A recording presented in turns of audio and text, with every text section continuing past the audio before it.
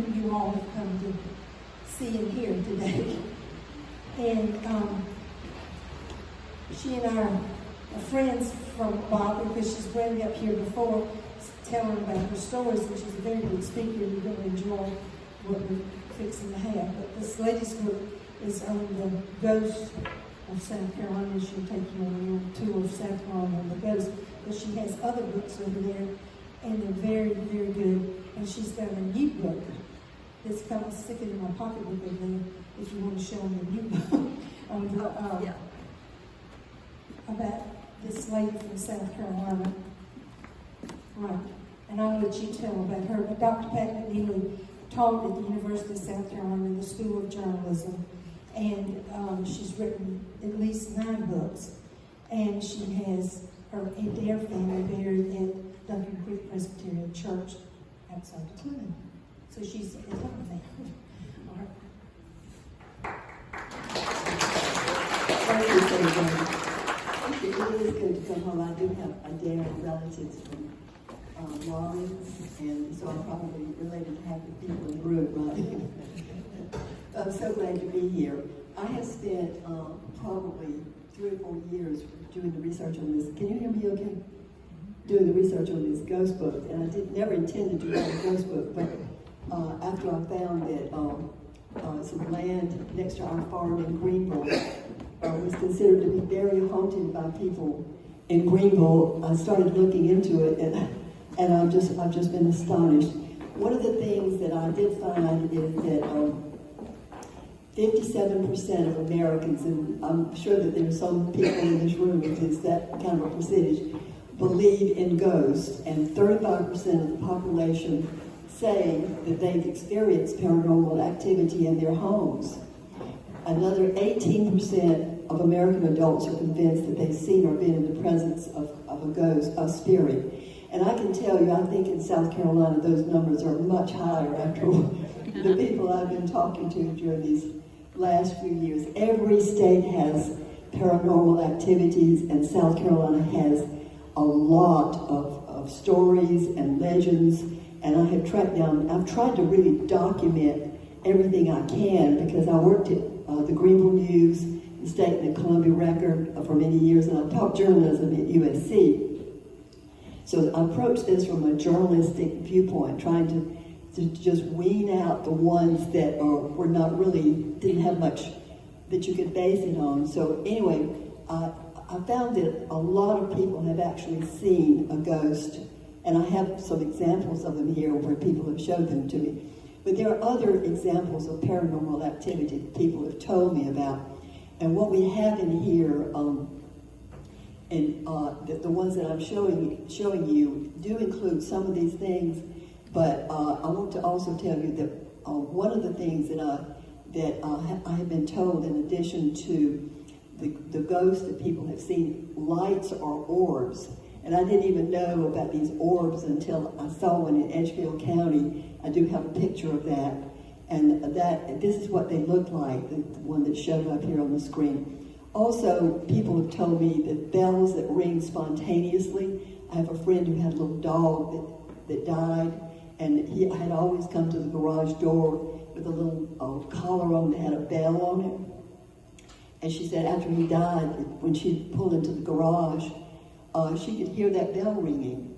And she said she couldn't tell anybody because she said she didn't think people would believe her, that they would think she was crazy. And she said it went on and on and on. The little dog had died, and yet his little bell would ring just as it always did when she drove in the garage.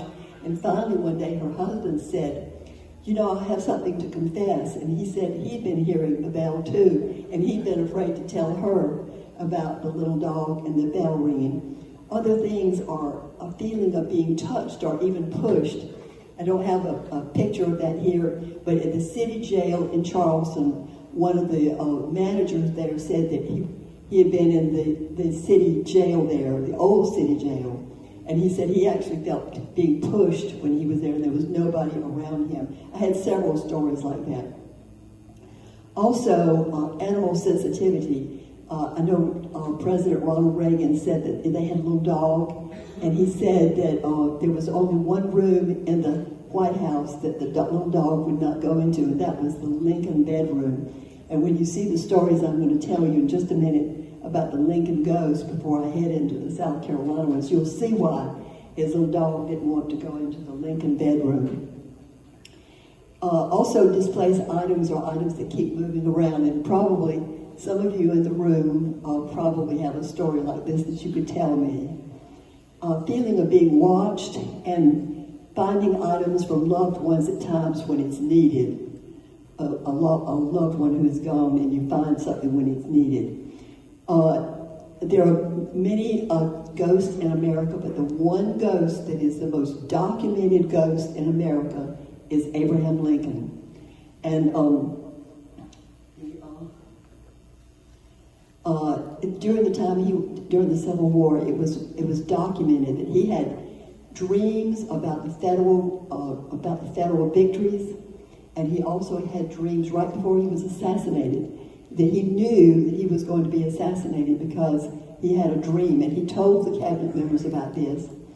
And the documentation on the people who have seen his ghost in the White House include Grace Coolidge, the wife of President Calvin Coolidge, who in a 1929 article, in a magazine article, said she had seen him standing in a window at the Oval Office looking out towards the direction of the Civil War sites.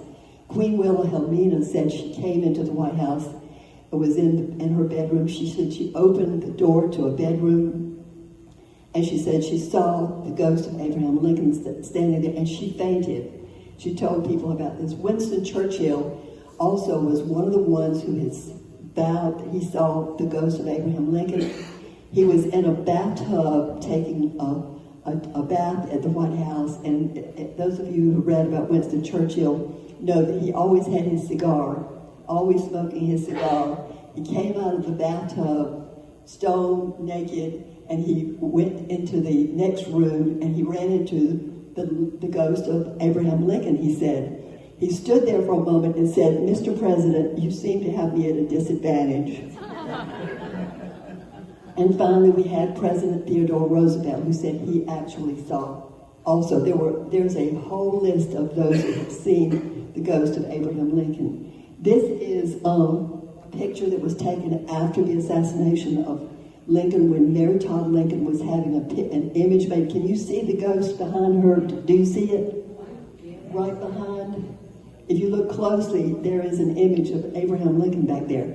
This has been the subject of lawsuits and also charges of forgery, because some people say, oh, it's nothing, it's a double exposure. He could not possibly have had a picture like this, but many people have tried to prove that it was a double exposure. But remember, during that time, they were using those glass plates to take pictures, and they still haven't figured out how he was able to do this. The most haunted person in the White House, though, beyond Abraham Lincoln, though, was his son, Robert. Robert was there when came to his father's bedside when he was assassinated. But Robert Kennedy is the only one who was also at the bedside of President James A. Garfield. In fact, he was with him. He was on his way there. He was the Secretary of War. He was on his way there to meet President James A. Garfield when he was assassinated. He was also on his way to see President William McNeely in 1901 when he was assassinated. He was actually on his way to see them. And so he said he was going to pick out a place where he was going to be isolated and have a peaceful place to spend eternity. So he chose a grave plot in Arlington that was completely isolated. And there he lay in quiet peace after he died in 1921. He lay there in peace until 1963, when President John F. Kennedy was assassinated, and the place that they chose for the eternal flame and for his grave was right beside Robert Lincoln. Right beside him. And so now I have some good news and bad news about South Carolina ghosts. Lawrence County doesn't have a lot of ghosts as far as I have been able to tell. But you're surrounded by counties that do have a lot of ghosts, if that's any consolation. So now I'm telling you about the white mastiff dog in Newberry County.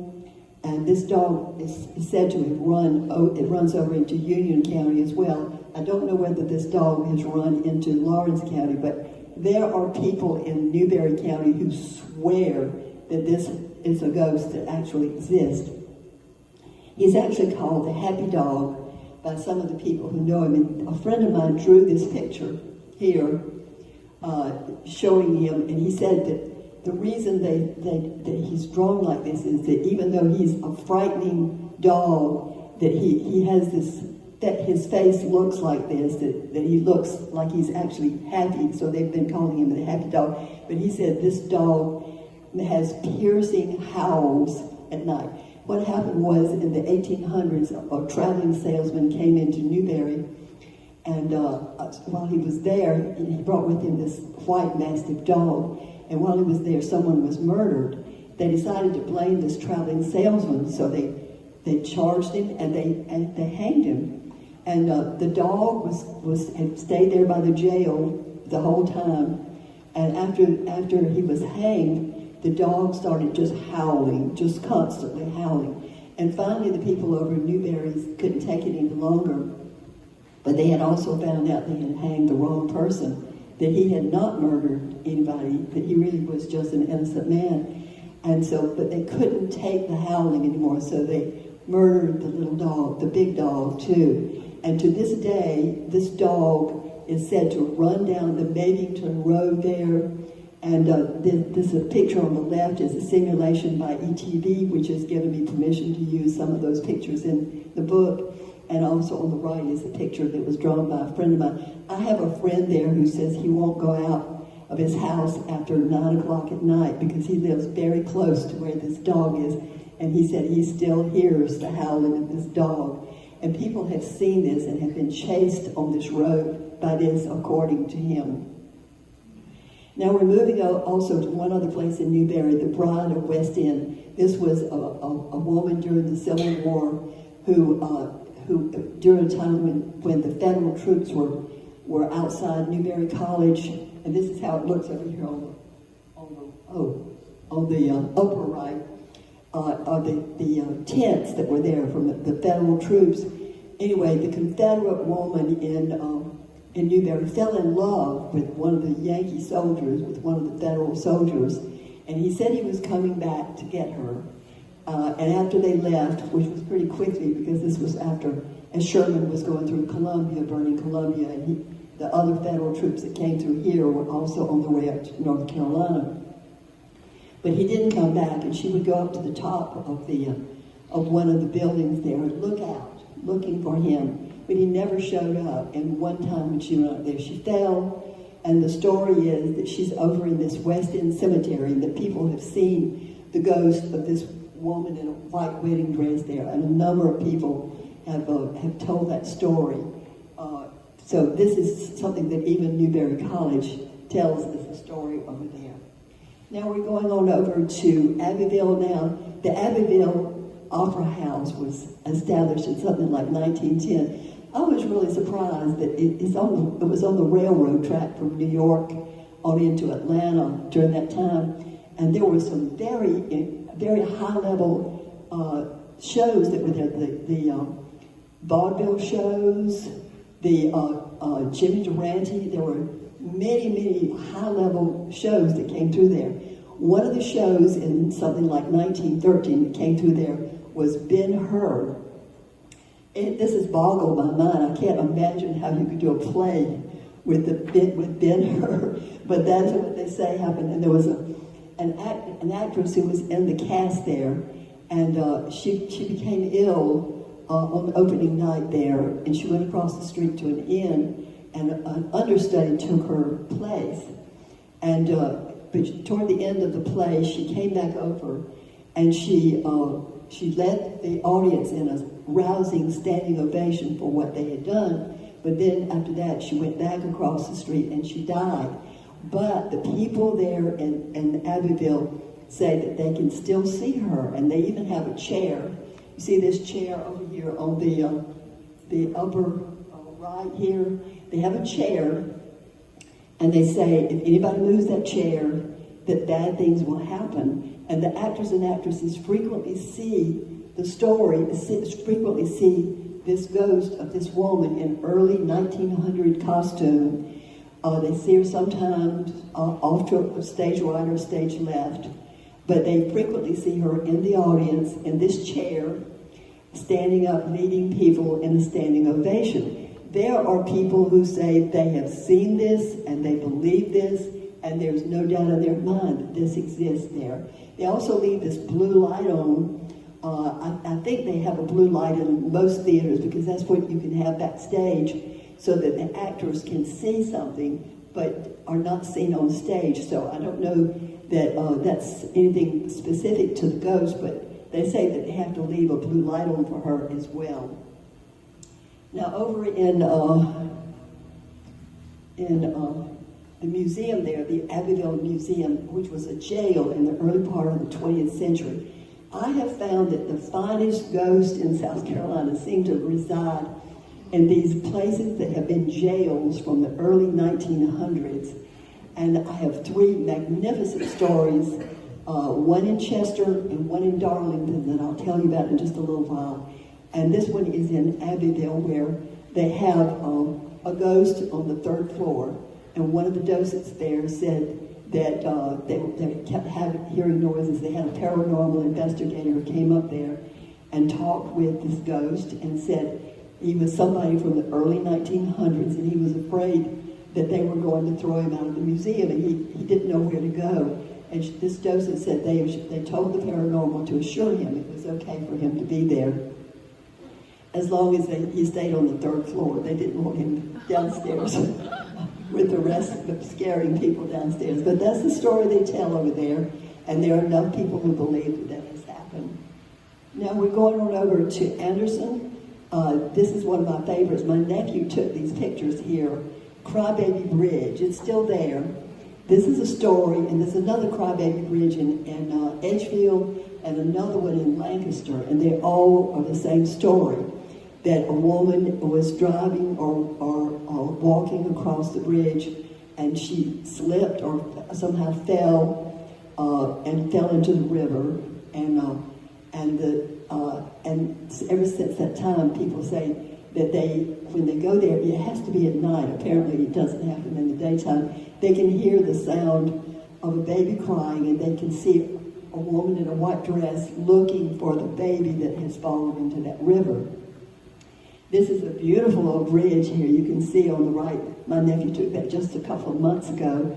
It's still there, but they built a new road beside that one. So you have to know that it's there to look down and see this bridge, but it is still there. It's on the Rocky River at High Point Shoals Road is where that is. Now we're going on over to Greenville now.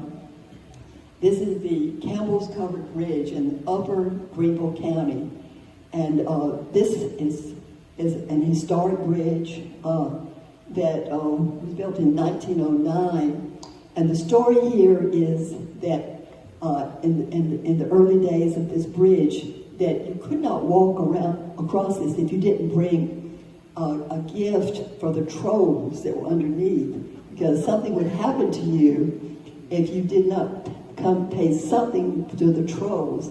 I have a friend who's related to the Campbells that owned the bridge, and she said she doesn't remember the trolls, but she does remember when it was first built. It was a toll bridge, and she said she thinks what happened is that people started telling the story about the toll bridge, and it turned into the story about the troll bridge. So that may not be a real ghost story. That may be a legend. But as I said in the beginning of my book, this is about ghosts and legends. So this is one of the legends. And this is the Poinsett Bridge in Upper Greenville County. This is probably the most historic bridge in South Carolina. It was actually built, designed by Robert Mills. I thought he only did courthouses, but he apparently had a hand in almost everything. Almost every county has something that was designed by Robert Mills, including this bridge there. Now, this is supposed to be a very haunted bridge where one of the things that will happen to you is if you drive there, park your car and walk down around there, you may have problems starting your car when you come back. This is something that I have found in a number of places that people call haunted, is that a car will not start or your cell phones no longer operate properly until you get out of the range. Those are some of the things that people say that they reported. And they believe this. I had numerous stories told about that. I think that this is, my book is both a history book and a ghost book, I have to tell you, because most of these things are in these really historic places that are very interesting places to start with, but most of them also have ghosts to go along with them. This was a bridge that was built by Joel Poinsett, who brought the poinsettia plant to America, and he is supposed to have lived in Greenville for some time, particularly in the summers. And this house on the bottom is a house that he actually lived in Greenville County. It's no longer there, but he actually lived there for a short time. The most haunted cemetery in South Carolina, maybe in Spartanburg, the Oakwood Cemetery is sometimes called Hell's Gates. And this is a cemetery built in 1885, and there are two areas there that are still believed to be very haunted. The children's part of the cemetery, and also the Potter's Field, which is right behind it. To this day, people are still putting flowers on the children's tombstones that are there, and some of these were like from the 1800s. These actually were toys and things that are still being put on these today. And people say you can go in there sometimes, and people say that you can hear children laughing and children playing there. And these were taken just several months ago, these pictures by a friend of mine in Greenville, and you can see the fresh toys that have been put on graves that are more than 100 years old. So many people still believe that these ghosts are still there in the children's cemetery there.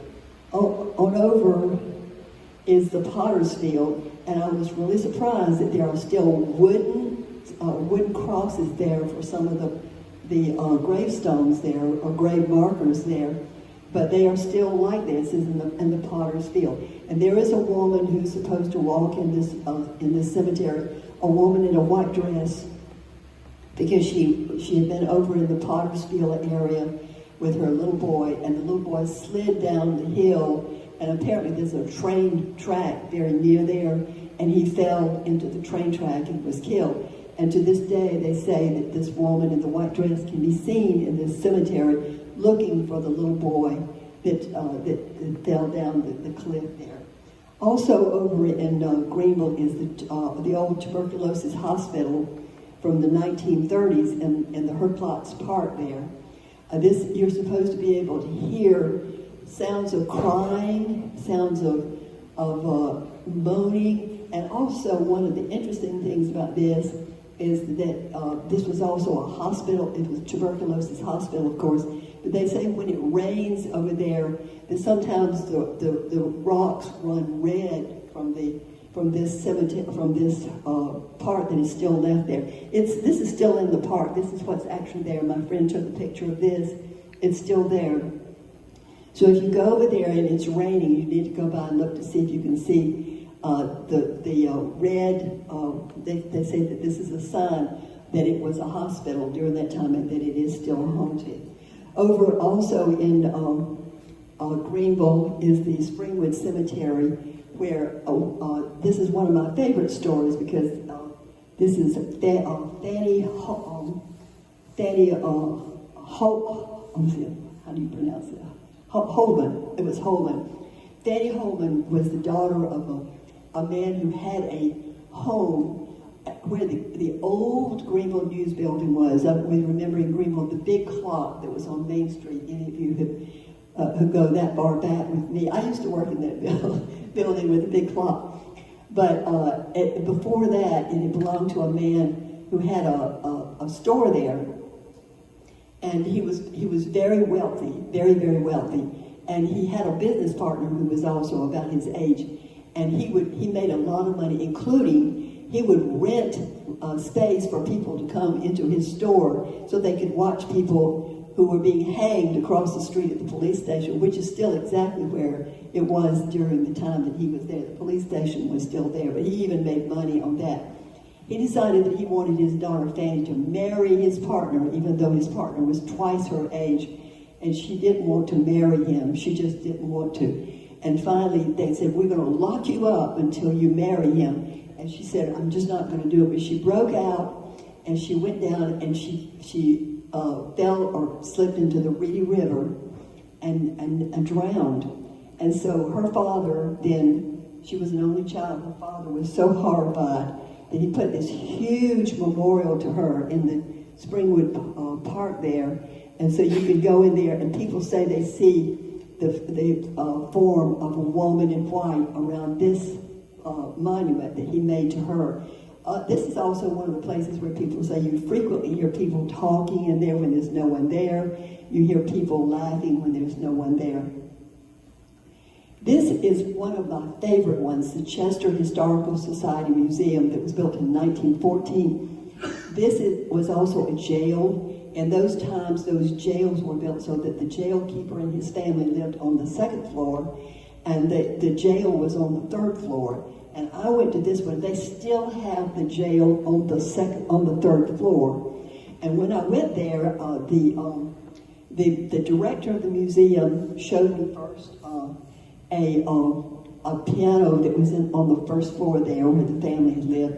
And there was there was some music there. And she said, you know what's interesting about that music book that's there? She said, you can put it on any kind of song you want to, but after a short time, it goes automatically back to Dixie. She said they cannot keep it anywhere except on Dixie. Now, we went upstairs, and this place on the right here is Liz Anderson, who's the director of the Chester Museum there. She is getting ready to open this door, and she says every morning that, especially before she comes into the museum, she says she opens the door. There are 5 ghosts in the building that she knows of, and she says she opens the door and says, good morning, everybody. How is everybody today? Talking to these ghosts. This door inside is one door where she said that she can open the door and she hears 2 men talking and laughing. And she says, some days I just don't want to deal with it, so I just close the door. And then upstairs on the right, these are the jail. This is the jail that is still there. And this is Liz all the way down at the end at a jail cell. She had told me earlier that a couple of months before, 2 paranormal investigators had gone up to this third floor in search of a ghost who was there. And she said that after he was there, his name was Billy, after he was there they were there just a short time. She said they came running down the steps and ran out of the building, and she hasn't seen them since. So she said that he ran them off. So as I came down the corridor there where all these jail cells were, I saw her down there talking to somebody, and I thought somebody from the museum had come up there and was in there with her. And when I got there was nobody in there with her. And I said, and we saw this, on the left-hand side here, you see his jail cell. He was a prisoner there in the early 1900s. And on the right, you can see that he scratched Billy into the wall. Can you see the Billy, okay, back there? And I said, well, I don't hear anything. I don't see anything. And she said, well, she's able to communicate with him. She talks and she communicates. And she said it's a sense, sort of a vibration that she feels is the way that she is able to communicate with him. I was a little bit frightened when she was saying this because I was remembering that she said that he ran 2 people out of the building 2 months before. And I said, well, do I need to start running? And she said, no, he says it's okay for you to be here. So anyway, it was okay for me to be there in the cell with Billy, but he has run other people out of the building. She said she's actually had people give money to the museum because of the ghosts that are there in the building. Now we're going on over to Darlington County, which is another of my very favorite ones. This is also the director of the museum who's telling me the story. There's two ghosts in the museum. One of them is a man who came in the 1950s there and who hanged himself on the 3rd floor. And he said he has actually seen this man. He knows who he is because there was a newspaper article about him. And he can describe this man. And he said, I have seen him. I know he's there. There are other people in the museum who say they sense that he's there. And also they say that he said that they have a second ghost in that building who's the whistling ghost. They said he's downstairs, and he said he's in the lower level. And he said he's like the drunk on Andy Griffith's show, Otis the drunk. He said he's down there, and he doesn't know he can leave, but he just sits there and whistles. And he said they can hear him clearly whistling down there, but they don't know why he doesn't want to leave or why he doesn't leave. But at any rate, the interesting thing is that he also has a home, and his parents have a home on some land that they have owned since the 1800s. And he went over there one Thanksgiving and took pictures of his mother and his father in a house. It was not the original house, but it was built there. And on the picture that you see here, he took a picture of his mother. Can you see the ghost right in front of her? This showed up on the image of the picture that he took of his mother, who was just lying on the couch watching some television or something. And then he took a picture of his father. You can see his father here on the right. The reason this is so crinkly and such a bad copy is that they had this picture that had been printed out, but they had folded it up and put it in a drawer, and they just took it out and gave it to me.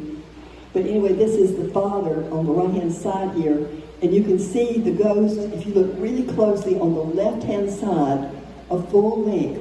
But the reason that we know that they know who this ghost is, he said, because it's his grandfather, and they have a picture of him here. They have a picture of James Hill, who looks exactly like the ghost here, except this is only a portrait that they have that's been in a closet for 6 years, I'm sorry. And this is a full-length ghost in this picture, but they say there's no doubt that the ghost in this picture is the grandfather, no doubt at all. And now we're going to go over to Columbia, to Town Theater, one of the most documented ghosts I have. This is a house that became a theater in 1919. It's more than 100 years old, and the people there say that this is the picture of the interior of Town Theater, and at least 3 different people have told of the same ghost that they had seen coming down the aisle here on the right-hand side, and her name is Alice. They know that this is Alice. And I asked if one of the people, who was one of the youth directors, could draw me a picture of what they had seen.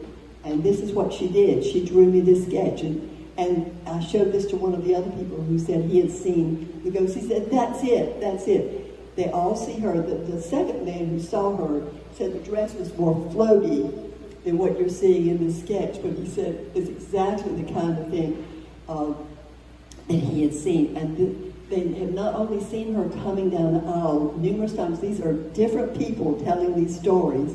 But they also tell the story of people leaving the theater, closing and turning out all the lights, locking the doors, and then looking back as they go forward and seeing that the lights have come back on inside, and they have to go back in again and turn the lights back on. This is over at Trinity Episcopal Cathedral that was built in 1814. If you look very closely over here on the right-hand side, can you see on the right-hand side, this is a General Wade Hampton on a horse. This is a picture that was given to me by the Star newspaper in Columbia.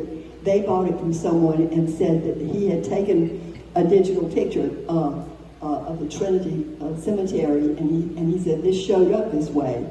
And I've looked at this because there's a statue of General Wade Hampton on the White House grounds, and I can't figure out how he could possibly have taken it from this angle and had a double image of that. So I don't know, but this is a ghost that's supposed to be at the Trinity Cathedral Cemetery of General Wade Hampton. The Hampton Preston House was built in 1818. I remember this story in 1982 about the candles were being lit at Christmas time, and you had to have a fireman there all the time when candles are lit in the historic house, and the director was there. But at the end of the evening, on one of the first nights that the candles were lit for Christmas there, the fireman and the director went in and doused all the candles that were, and they had no real lights turned on there, but they doused all the candles that were lighting up the house, turned on the burglar alarm, made sure that all the doors were locked, and turned on the burglar alarm. And as they left and looked back, all the candles had relit. Every last one. I remember this story because we had a story that ran in the newspaper. We sent a reporter over there, and everybody was saying that's exactly what happened. No doubt about it.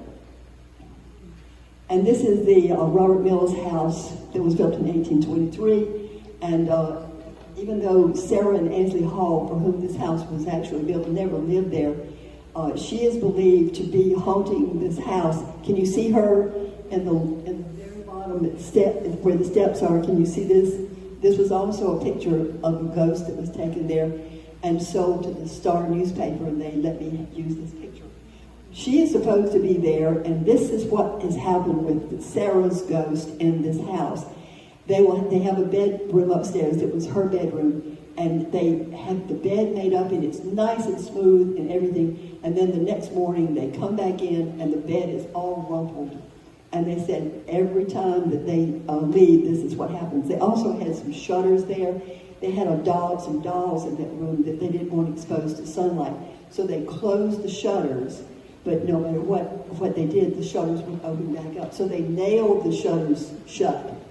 And still, the next day they'd come in, the shutters would be open again. And then they screwed the shutters shut.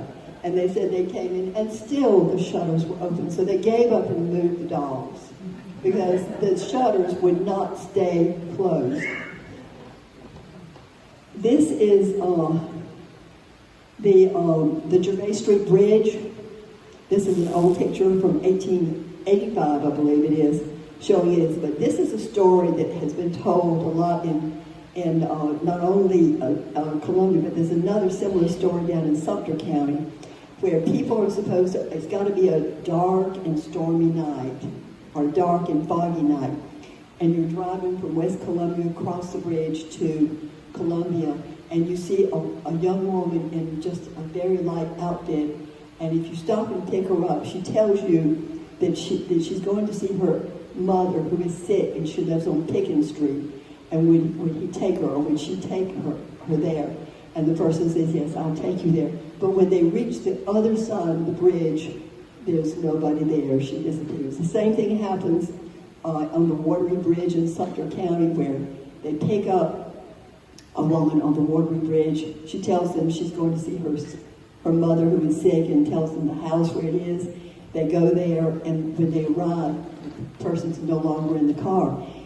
Some of the people had knocked on the door anyway, and they say this woman will come to the door, and it happens mostly on the anniversary of when she apparently was killed on the Watery River Bridge, and she'll come to the door and say, I know you're here because you picked up my daughter on the Watery Bridge, didn't you? And they say, yeah. And they say, well, she died on the Watery Bridge, but thank you for coming by anyway. So they tell this story. Now, over in Columbia again, there's supposed to be a ghost at the Adler Mill, which is downtown. Columbia is still there, and this was somebody who practiced voodoo in the mid-1950s there. And after he died, he had a handcart that he used at the mill all the time. The handcart stuck to the floor, and they couldn't move it.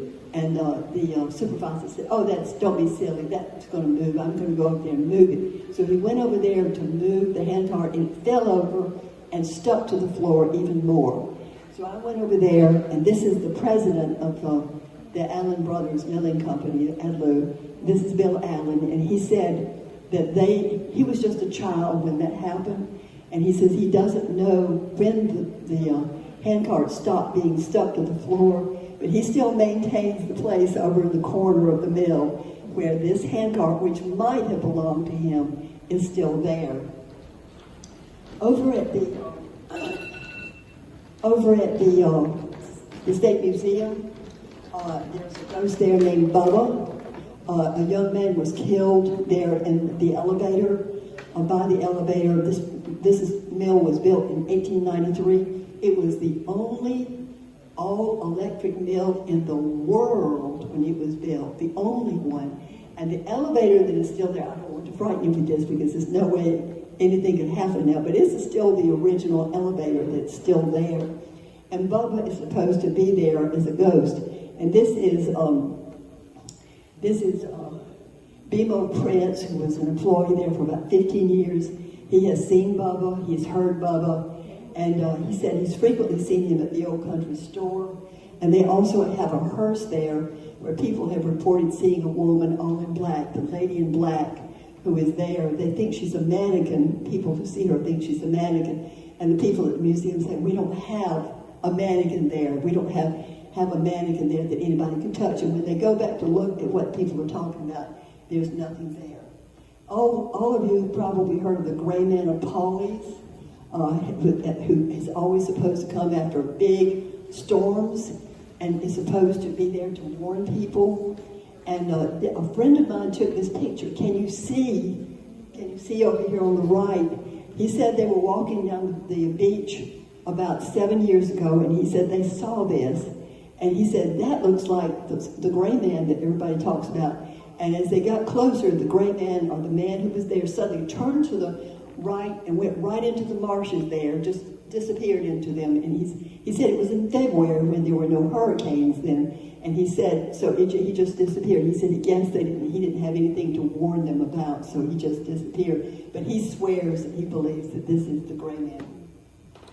And finally, all of you have heard of the lizard man of Scape Ore Swamp in Bishopville. In 1988, people told the stories of this lizard man who came out of the swamp, traced down people and tracked down their cars.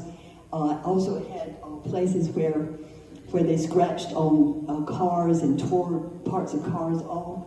And people think this is just a joke, actually a joke. Over at the Cotton Museum there, they have these casts of the feet that are supposed to have been taken of the lizard man who was there. Some say it's a fake, some say it's not. But the interesting thing is that back 2.5 million years ago, before we laughed too much about the lizard man being just a joke or the figment of somebody's imagination, 2.5 million years ago, when the world was in a different shape, there was a lizard man who was in South Carolina. You still see these elements here that show people about the lizard man. But during this time, there was a lizard kind of a creature that stood on his hind legs, and he's actually called the Carolina Butcher. And back when the world was in this shape, all the continents were pulled together, but you could still see exactly where South Carolina was and all this. They said that this lizard man roamed in that very area in Bishopville, where in the what was a swampland then, also where it is today. So I have found ghosts and ghosts and ghosts. I have wonderful other stories that I have in my book from Charleston and from Beaufort and from almost every county except Lawrence. Why don't you have any ghosts? And so I do have my books over here and invite you to come. If you would like to buy one of my books, I'd be happy to sign one for you. But I am so happy that you came here tonight to hear me talk about historic South Carolina ghosts and legends. Thank you.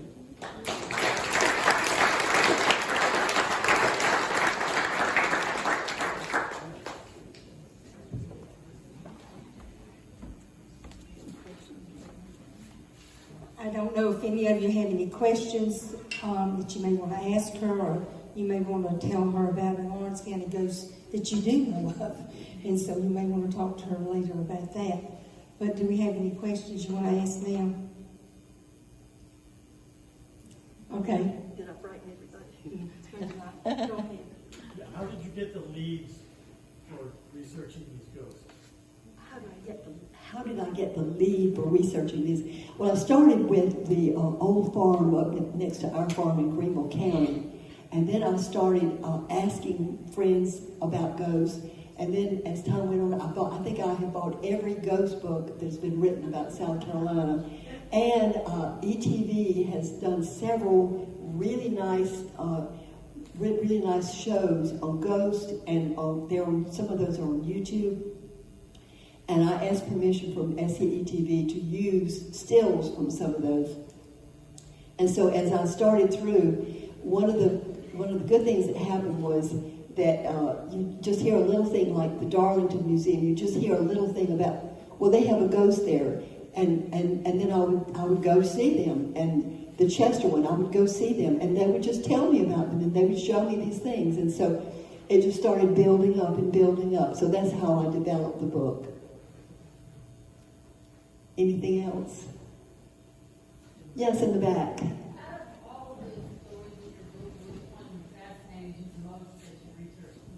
Oh, well, I really like the Chester and the Darlington stories a lot, because both of those were stories that were given to me by the directors of the museums.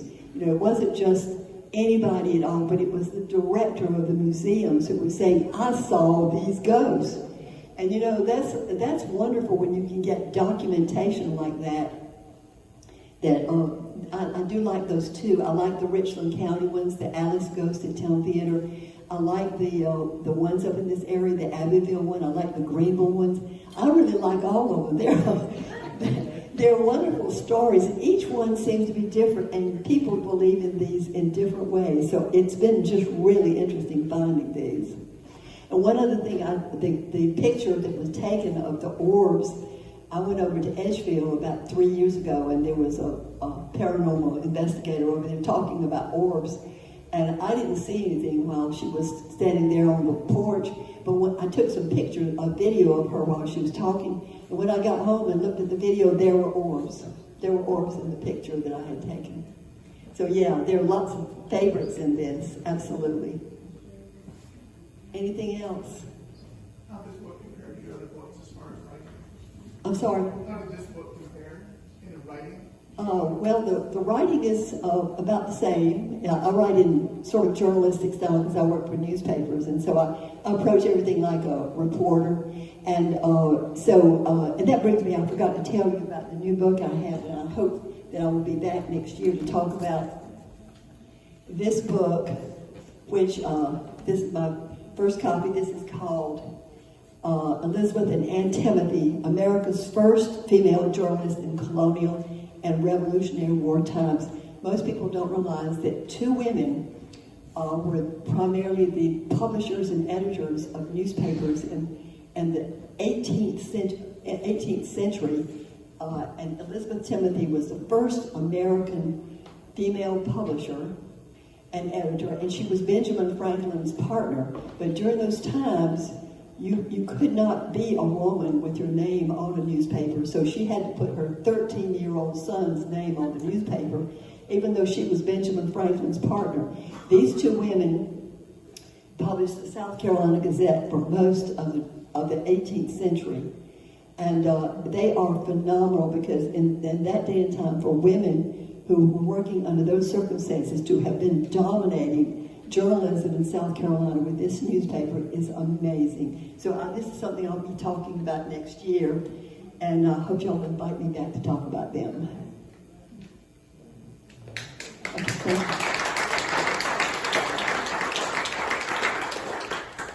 Now you know why we have her back every so often. COVID stopped us the last time around. No, I'd like to introduce Teresa Noble right now. She wants to tell you about the Lawrence County Museum. But I really appreciate everybody coming out tonight. And when Teresa does her thing, then Mike will talk to us. And then those that want to stay for the rest of the Genealogical Society meeting, we'll sit over this way, and then the rest of you can go over here and talk with Dr. Pat McNeely. We're so delighted to have you with us, and we're always glad that the Genealogical Society has their meetings here. And you know, it's a dark and stormy night tonight, and I hope you sleep well. And actually, I can tell you a ghost story, but I won't do that right now. What I would like to talk to you about is this institution, the Lawrence County Museum. I think a few of you had a chance to go through the exhibits, and I think you'll agree that they are not the average small town exhibit halls. And we owe a great debt of gratitude to Laura Cook and to Chris Pennington and to the volunteers and the board of directors that have worked tirelessly to get us where we are today. And I know that they do get a little annoyed with me, but we have a few of the volunteers here tonight, and I wish you would just at least raise your hand. And some of them are behind the scenes. We are largely a volunteer organization. I don't know how many of you know this, and I really didn't know it until I was doing some research for a presentation a couple of weeks ago. In the 21 census for Lawrence County, there was approximately 67,000 people who are occupants of this county. Interestingly enough, even though this museum has been on the forefront of the county for how many years now? We've only been open here for a little over a year, but our board of directors and the volunteers got us where we are today. And for about 10 years, there's only been about 200 members. And not all of them are the same every year. 200 members in 2019, 200 members in 2020, and so on. Well, I, for one, think that's ridiculous. That's less than a third of the population of our county. And guess what? Quite a number of those members are from out of the county, out of the state, and believe it or not, some are out of our country. So I charge you to become a member of this great organization. I am shameless about this. I've been involved in quite a few fundraising activities here, and we've decided that if we got 1,000 members, which is not very many, when you think about 67,000 people in our community as of 2021, if we got that, then I wouldn't have to be hounding people so much. And if you continue to become members.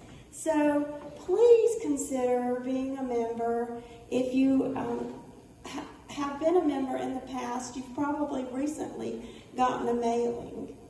If not, let us know if you were supposed to have been on our mailing list. Downstairs on the desk, there are these cards and envelopes. There's quite a few levels of membership, beginning in this group, I think. I don't believe any of you are children. Maybe some of you are teachers. Teachers are only $10. And then seniors are $25. But now we don't want you to be limited to that. I mean, you can give us $1 million if you want to. We will not turn it down. And I will do a song and dance if you want me to. So anyway, please think about supporting this great museum. It's not static. It continues to change. We offer this meeting space for numerous organizations around the county, free of charge. Sometimes we charge a little bit of a cleaning fee, but of course that's reasonable. But basically, I don't think we charge y'all a thing, do we? No. So, yeah. So we also, in case you are interested, during this membership drive, we're having a membership contest. So that if you want to be a scout for us and get a lot of memberships, you are eligible to win a fabulous prize. Or there's several. There's 2 first place prizes, and there are 2 second place prizes, one for adult, one for a youth. And the best one is getting this beautiful venue for a whole weekend, Friday through Sunday, free. And if you've got a wedding coming up, a retirement party, we are here for you. So if you're interested in not only becoming a member or renewing your membership, if you'd like to enter the contest, we have packets for you downstairs.